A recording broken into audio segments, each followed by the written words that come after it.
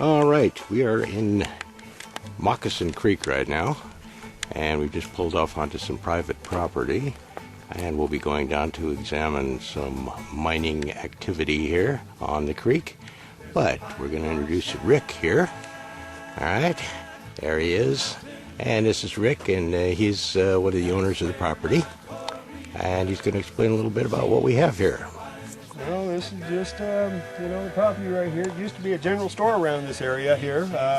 People talked about having sandwiches and dinners and stuff like that right underneath this tree here. They changed it from a pig farm to, they tried to grow grapes and stuff, and then the Chinese came in about the 1860s and just worked this whole entire area. If you look out and about, you can see all the rocks, all collected and piled up as we were head on down, and you'll be able to really see what they had did back in the days, Exactly. About how many people were here? Do you? Oh, they estimated it probably about 5,000 to 8,000 Chinese. Somewhere in there. Everywhere between Chinese camp and this location right here. Yep. Okay. Alrighty, and we have some old buildings left over down here, and we'll go ahead and head down to the creek and take a look at the stacking. And did they have bucket dredge working down in here? I noticed that's what I hear, the story that I heard, that they had built a bucket line dredge up above us and they had ran it through here, but it was so damn rocky through here. I don't think they really did. They started it more down towards Don Pedro. Yeah, exactly. And I think a lot of this, that what we see here, was done by the Chinese. Yeah, so alrighty. Okay. All right, we've arrived down by the creek, and we're going to take a quick look and see what indeed the Chinese did down in this area. All right, here we have some waste rock stacked up along the creek bed. We'll come around and see exactly. Here they've built, basically, they've stacked out an entire almost stone fence. And beyond that, we can see more workings back in the area. Now, when the water is high along in this area, the stackings, of course, would be much closer to the actual flowing stream. And we're going to go on down here.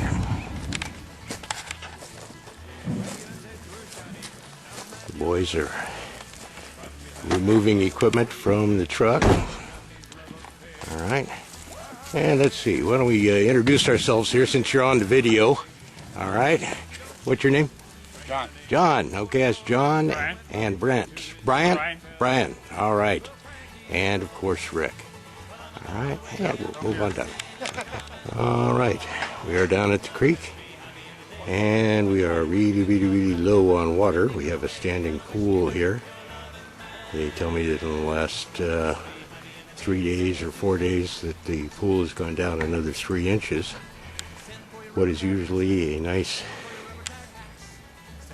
rapidly flowing creek is now barren and dry. As you can see, they are setting up a pump down here to pump water up along the line right here to a homemade long tom, which we will come in on a little bit here. All right, and that's what interested me and prompted me to come down and do this video. I want to take a look on the long tom, see what kind of gold they are recovering and how much they are losing out of a homemade sluice. So those are answers to questions that we should have fairly soon. We're going to take a quick look here and see that 2 of the members here are running strapped, and they are loaded with snake shot. We are not far from Rattlesnake Creek, which, as per its name, is very, very high number of rattlesnakes. And down here, this is Moccasin Creek, And again, the chances of running into a rattler are very, very large. We're going to take a look here at the homemade long tom. And some nice woodwork has gone on here. You can see we're going to start out with a little homemade header crash box. And that's going to provide water flow to a set of deep V riffles in deep V matting. And coming down here we see some homemade riffles, and I'm going to come in close on those because they are holding down miner's moss. And anything up right here, don't stand by. Okay, we have got the motor running.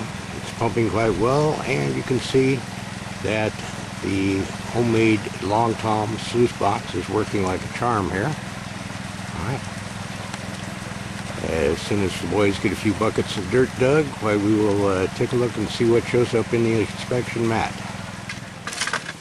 All right, Brian is digging out into the hillside here and has a very big hanging rock he is trying to dislodge, and unfortunately hasn't got it out yet. All right. Mining can be a little dangerous because if that thing comes down and if he was in its path of fall, that could crush an ankle in no time at all. Speaking of injuries,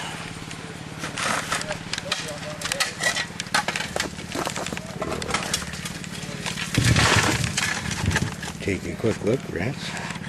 We will take a look at my arm, which is the result of, believe it or not, just a giant blackberry bush. As I was helping move some rocks in there, I got ripped up pretty well.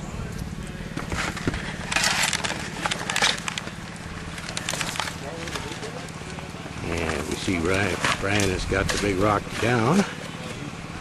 And we'll get that out of the hole, and hopefully underneath that big rock there's going to be some good gold. Alright, it's the end of the day, and we're going to check the money shot now.